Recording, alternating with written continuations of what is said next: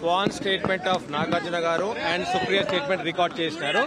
For consideration 10th adjourn అయిందండి.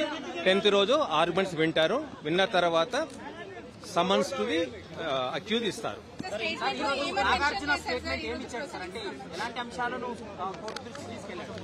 ఏదో defamatory statement Konda Surekha గారు ఇచ్చారు కదా, ఆ statement his family reputation damaging statement ఇచ్చినారు. దానికి గాను క్రిమినల్ డిఫమేషన్ కేసు ఇచ్చినారు. ఓకే, ఇవాళ ఒకరే నాగార్జున గారు ప్లస్ 1 విట్నెస్ స్టేట్మెంట్ రికార్డ్ చేశారండి. ఇవాళ ఫర్దర్ కన్సిడరేషన్ కోసం 10th రోజు అడ్జర్న్ అయిందండి. అమలా గారు ఫ్యామిలీ సపోర్ట్ కు వచ్చారు, అంతేగాని షీఈ్ నాట్ ఎ విట్నెస్ అండి ఈ కేసుకి.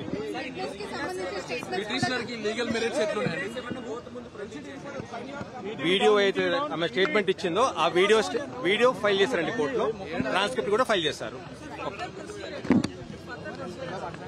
On 10th, if the court is satisfied that a criminal case is made out, court will issue first notice, pre-cognizance notice issue చేస్తారు. పిటిషనర్ కి లీగల్ మెరిట్స్ ఏమున్నాయి?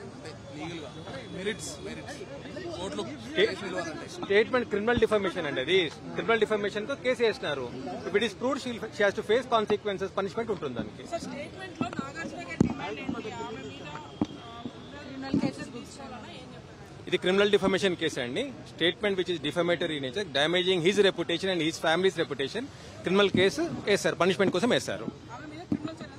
Yes sir, కోర్టులో ఇలాంటి cases ఎంతవరకు నిలబడతాయి అనే క్వశ్చన్ మార్క్ బయట చాలా మంది నుంచి వ్యక్తం అవుతుంది. As advocate, what is your answer? When the statement is defamatory in nature,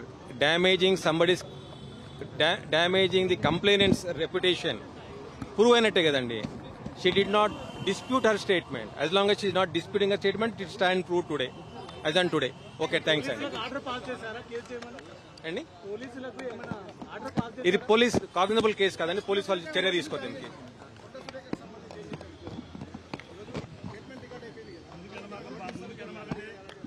10th రోజు అవుతుందండి. నెక్స్ట్ స్టెప్ 10th రోజు కోర్టులు చేస్తారు.